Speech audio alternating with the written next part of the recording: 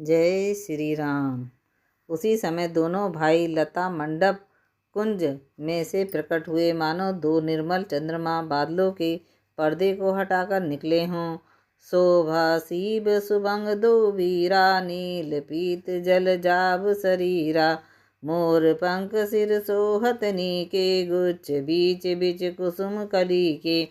दोनों सुंदर भाई शोभा की सीमा है। उनके शरीर की आभा नीले और पीले कमल की सी है। सिर पर सुंदर मोर पंख सुशोभित है। उनके बीच बीच में फूलों की कलियों के गुच्छे लगे हैं। बाल तिलक श्रम बिंदु सुहाए, श्रवण सुभंग भूषण छवि धाये। बिकट बिकुटी कचे घुंघरे बारे, नभ सरोज लोचन रंत रत्नारे। माथे पर तिलक और पसीने की बूंदें शोभायमान हैं।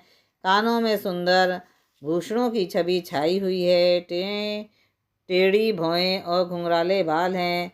नए लाल कमल के समान रत्नारे लाल नेत्र हैं। चारु चुबकी नासिका कपाला, हास विलास लेत मनु मोला। मुख छवि कही न जाई मोहि पाहि, जो बिलो की बहु काम लजाहि। ठोड़ी नाक और गाल बड़े सुंदर हैं और हंसी की शोभा मन को मोह लिए लेती है। मुख की छवि तो मुझसे कही नहीं जाती, जिसे देखकर बहुत से कामदेव लजा जाते हैं। उर्मनिमाल कंबुकल गीवा, काम कलब कर भुज बज बल सीवा। सुमन समेत बाम कर दोना, सावर कुंवर सटी सटी लोना। वक्ष स्थल पर मणियों की माला है। शंख के सुदृश्य सुंदर गाल हैं। कामदेव के हाथी के बच्चे की सूंड के समान उतार चढ़ाव वाली यह कोमल भुजाएं हैं, जो बल की सीमा है, जिसमें बाएं हाथ में फूलों सहित दाना दोना है। हे सखी, वह सांवले कुंवरे तो बहुत ही सलोना है। चेहरी कटी पट पीठ धर, सुषमा शील निधान। देखी भानुकुल भूषण, विसरा सखिन अपमान। सिंह की सी पतली लचीली कमर वाले पीताम्बर धारण करने किए हुए शोभा और शील के भंडार, सूर्य कुल के भूषण श्री रामचंद्र जी को देखकर सखियां अपने आप को भूल गईं। धरि धीरज एक आली सयाने, सीता सन बोली गई पाने। बौरी गोरी कर ध्यान करहु, भूप किशोर देखी किन लेहु। एक बहुत चतुर सखी धीरज धरकर हाथ पकड़कर सीता जी से बोली, गिरिराज जी का ध्यान फिर कर लेना। इस समय राजकुमार को क्यों नहीं देख लेती। सकुच सिए तब नैन उघारे, सनमुख दो रघु सिंध निहारे।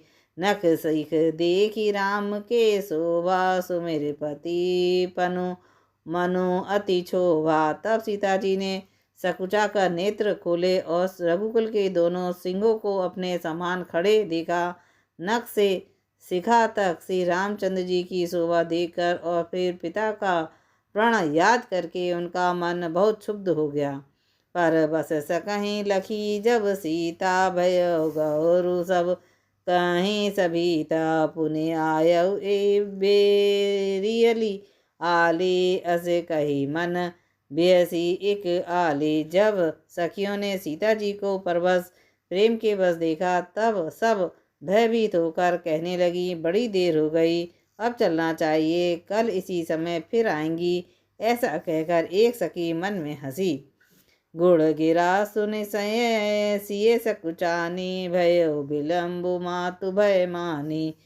धरी बड़ी धीर राम उर आने, फिरे अपने पितु बस जाने।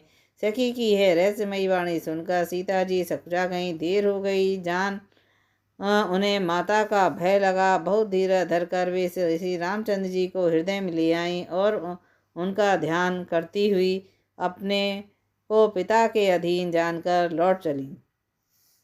देखन मिग मिस मग बहिस तरु, फिरई बहोरी बहोरी। निरखी निरखी रघुवीर छवि, बाड़ी प्रीति न थोरी। मृग पक्षी और वृक्षों को देखने के बहाने सीता जी बार बार घूम जाती हैं और श्री रामचंद्र जी की छवि देख देखकर उनका प्रेम कम नहीं बढ़ रहा है, अर्थात बहुत ही बढ़ता जाता है। जाने कठिन शिव चाप विसूरती, चली राखी उर श्यामल मूर्ति। प्रभु जब जात जानकी जाने, सुख सने शोभा गुण खानी। शिव जी के धनुष को कठोर जानकर वे विसूरती मन में विलाप करती हुई हृदय में श्री रामचंद्र जी की सांवली मूर्ति को रख कर चली। शिव जी के धनुष की कठोरता का स्मरण करने आने से उन्हें चिंता होती थी कि ये सुकुमार रघुनाथ जी उसे कैसे तोड़ेंगे। पिता के प्रण की स्मृति से उनके हृदय में क्षोभ था, इसलिए मन में विलाप करने लगी। प्रेम बस ऐश्वर्य की विस्मृति हो जाने से ऐसा ही हुआ। फिर भगवान के बल का स्मरण आते ही वे हर्षित हो गईं और सांवली छवि को हृदय में धारण करके चली। प्रभु श्री रामचंद्र ने जब सुख, स्नेह, शोभा और गुणों की खान श्री जानकी जी को जाती हुई जाना, परम प्रेम में मृदु शशि कीनी, चारु चित भीति लिख दी लीनी। भय गई भवानी भवन बहोरी, बंदी चरण बोली कर जोरी। तब परम प्रेस की कोमल स्याही बनाकर उनके स्वरूप को अपने सुंदर चित्तरूपी भक्ति पर चित्रित कर लिया। सीता जी पुनः भवानी जी के मंदिर में गईं और उनके चरणों की वंदना करके हाथ जोड़कर बोलीं, जय जय जय गिरिवर राज किशोरी, जय महेश मुख चंद चकोरी, जय गज बदन सड़ानन माता, जगत जननी दामिनी दुति गाता।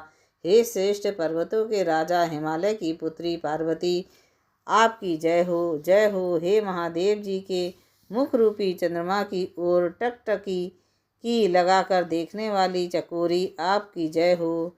हे हाथी के मुख वाले गणेश जी और 6 मुख वाले स्वामी कार्तिकेय जी की माता, हे जगजननी, हे बिजली की सी एक कांति युक्त शरीर वाली, आपकी जय हो। नहीं तब आदि मध्य अवसाना, अमित प्रभाव वेदु नहीं जाना। भव भव विभव पराभव कारिणी, विष विमोहिनी विषवश विहारिणी। आपका ना आदि है, ना मध्य है, ना अंत है। आपके असीम प्रभाव को वेद भी नहीं जानते। आप संसार को उत्पन्न, पालन और नाश करने वाली हैं, विश्व को मोहित करने वाली और स्वतंत्र रूप से विहार करने वाली हैं। पति देवता स्तुति महु, मातु प्रथम तब देख, महिमा अमित न सकें कहीं, सहस शारदा शेष। पति को इष्ट देव मानने वाली श्रेष्ठ नारियों में हे माता, आपकी प्रथम गणना है। आपकी अपार महिमा को 1000 सरस्वती और गणेश जी भी नहीं सह सकते। सेवत तोई सुलभ फलचारी, वरदानी पुरारी प्यारी। देवी पूजी पद कमल तुम्हारे, सुर नर मुनि सब होई सुखारे। हे भक्तों को मुँह मांगा वर देने वाली, हे त्रिपुर के शत्रु शिवजी जी की प्रिय पत्नी, आपकी सेवा करने से चारों फल सुलभ हो जाते हैं। हे देवी, आपके चरण कमलों की पूजा करके देवता, मनुष्य, मुनि सभी सुखी हो जाते हैं। मोर मनोरथ जानक उन्हीं के, बसों सदा उर पुर सबहीं के। कीनी प्रगट न करन ते ही, अस कहीं चरण गए वैदेही। मेरे मनोरथ को आप भली भांति जानती हैं, क्योंकि आप सदा सबके हृदय रूपी नगरी में निवास करती हैं। इसी कारण मैंने उनको प्रकट नहीं किया। ऐसा कहकर जानकी जी ने उनके चरण पकड़ लिए। विनय प्रेम बस भई भवानी, खसी माल मूर्ति मुस्कानी। सादर सिए प्रसादु सिर धरयो, बोली गौरी हरस ही भरयो। गिरिजा जी सीता जी के विनय और प्रेम के बस में हो गईं। उनके गले की माला खिसक पड़ी और मूर्ति मुस्कुराई। सीता जी ने आदरपूर्वक उस प्रसाद माला को सिर पर धारण किया। गौरी जी का हृदय हर्ष से भर गया और वे बोलीं, सुने सिय सत्य आशीष हमारी, पूजहि मन कामना तुम्हारी। नारद वचन सदा सुचि साचा, सो भर मिलहि जानी मनुराचा। हे सीता, हमारी सच्ची आशीष सुनो, तुम्हारी मन कामना पूरी होगी। नारद जी का वचन सदा पवित्र, संशय भ्रम आदि दोषों से रहित और सत्य है, जिसमें तुम्हारा मन अनुरक्त हो गया है, वही वर तुमको मिलेगा। मनु जाहि राचयो मिलऊ सुबरु सहज सुंदर सांबरो करुणा निदान सुजान शील स्नेहु जानत रावरो एहि भांति गौरी असीस सुनसी असियत ही हरसित अली तुलसी भवानी पूज पुनि पुनि मुदित मन मंदिर चली। जिसमें तुम्हारा मन अनुरक्त हो गया है, वही स्वभाव से ही सुंदर सांवला वर श्री रामचंद्र जी तुमको मिलेगा। वह दया का खजाना और सुजान सर्वत्र है, तुम्हारे शील और स्नेह को जानता है। इस प्रकार श्री गौरी जी को आशीर्वाद सुनकर जानकी जी समेत सब सखियां हृदय में हर्षित हुईं। तुलसीदास जी कहते हैं, भवानी जी को बार बार पूछकर सीता जी प्रसन्न मन से राजमहल को लौट चली। जानी गौरी अनुकूल सिए हिय हर्ष न जाई कही मंजुल मंगल मूल बाम अंग फरकन लगे।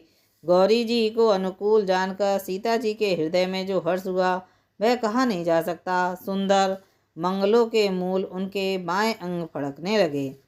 हृदय सराहत सिए लोनाई पुर समीप गबन्यु दो भाई राम कान सब कौसुक पाही सरल स्वभाव चुगत छल नाहि। हृदय में सीता जी के सौंदर्य की सराहना करते हुए वे दोनों भाई गुरु जी के पास गए। श्री रामचंद्र जी ने विश्वामित्र जी से सब कुछ कह दिया, क्योंकि उनका सरल स्वभाव है, छल तो उन्हें छूता भी नहीं। सुमन पाई मुनि पूजा कीनी पुनि आशीष धुई भानहि दीनी सुफल मनोरथ होहूँ तुम्हारे राम लखन सुन भये सुखारे। फूल पाकर मुनि जी ने पूजा की, फिर दोनों भाइयों को आशीर्वाद दिया कि तुम्हारे मनोरथ सफल हों। यह कहकर श्री राम लक्ष्मण सुखी हुए। करी भोजन मुनिवर विज्ञानी लगे कहन कछु कथा पुरानी विगत दिवस गुरु आय सुपाई संध्या करन चले दो भाई। श्रेष्ठ विज्ञानी मुनि विश्वामित्र जी भोजन करके कुछ प्राचीन कथाएं कहने लगे। इतने में दिन बीत गया और गुरु की आज्ञा पाकर दोनों भाई संध्या करने चले। प्राची दिशि शशि उभय सुभावासिये मुख सरिस देखी सुख पावा बहुरी चारु कीनी मन माही सिए बदन समहिम करे नाहि। पूर्व दिशा में सुंदर चंद्रमा उदय हुआ। श्री रामचंद्र जी ने उसे सीता के मुख के समान देखकर सुख पाया। फिर मन में विचार किया कि यह चंद्रमा सीता जी के मुख के समान नहीं है।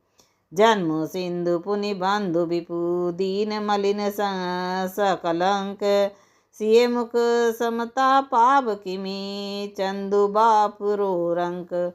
खारे समुद्र में से तो इसका जन्म, फिर उसी समुद्र में उत्पन्न होने के कारण विष इसका भाई, दोनों में यह मलिन शोभाहीन निस्तेज रहता है और कलंकी काले दाग से युक्त है। बेचारा गरीब चंद्रमा सीता जी के मुख की बराबरी कैसे पा सकता है। घटई बढ़ई बिरहई दुखदाई ग्रसई राहु निज साधि पाई कोकक शोक पद पंकज दोही अब गुण बहुत चंद्रमा तोही। फिर यह घटता बढ़ता है और बिहरणी स्त्रियों को दुख देने वाला है। राहु अपनी संधि में पाकर इसे ग्रस लेता है। चपके को चपकी के वियोग का शोक देने वाला और कमल का बैरी उसे मूर्छा देने वाला है। हे चंद्रमा, तुझ में बहुत से अवगुण हैं जो सीता जी में नहीं हैं। बेदहि मुख पट तर दीने होई दोष बड़ो अनुचित कीने सिए मुख छवि विदु ब्याज बखाने गुर पही चले निशा बड़ी जानी। अतः जानकी जी के मुख की तुझे उपमा देने में बड़ा अनुचित कर्म करने का दोष लगेगा। इस प्रकार चंद्रमा के बहाने सीता जी की मुख की छवि का वर्णन करके बड़ी रात हो गई। जाने वे गुरु जी के पास चले। करी मुनि चरण सरोज प्रणामा आयुष पाई की निविश्रामा विगत निशा रघु नायक जागे बंधु बिलो की कहन अस लागे। मुनि के चरण कमलों में प्रणाम करके आज्ञा पाकर उन्होंने विश्राम किया। रात बीतने पर श्री रघुनाथ जी जागे और भाइयों को देखकर ऐसा कहने लगे। अरुण अब लोकहूँ ताता पंकज कोक लोक सुखदाता भोले लखन जोरी जगु पाने प्रभु प्रभाव सूचक मृदुवाने। हेता देखो कमल चकवा और समस्त संसार को सुख देने वाला अरुणोदय हुआ है। लक्ष्मण जी दोनों भाई हाथ जोड़कर प्रभु के प्रभाव को सूचित करने वाली कोमल वाणी बोले। अरुणोदय सकुचे कुमुद उड़गन ज्योति मलीन जिमि तुम्हार आगमन सुनी भय निपित बलहीन। अरुणोदय होने से कुमुदनी सकुचा गई और तारागणों का प्रकाश फीका पड़ गया। जिस प्रकार आपका आना सुनकर सब राजा बलहीन हो गए। निप सब नखत करें उजियारी टारी न सकई चाप तम भारी। कमल कोक मधुकर खग नाना हर से सकल निशा अवसाना।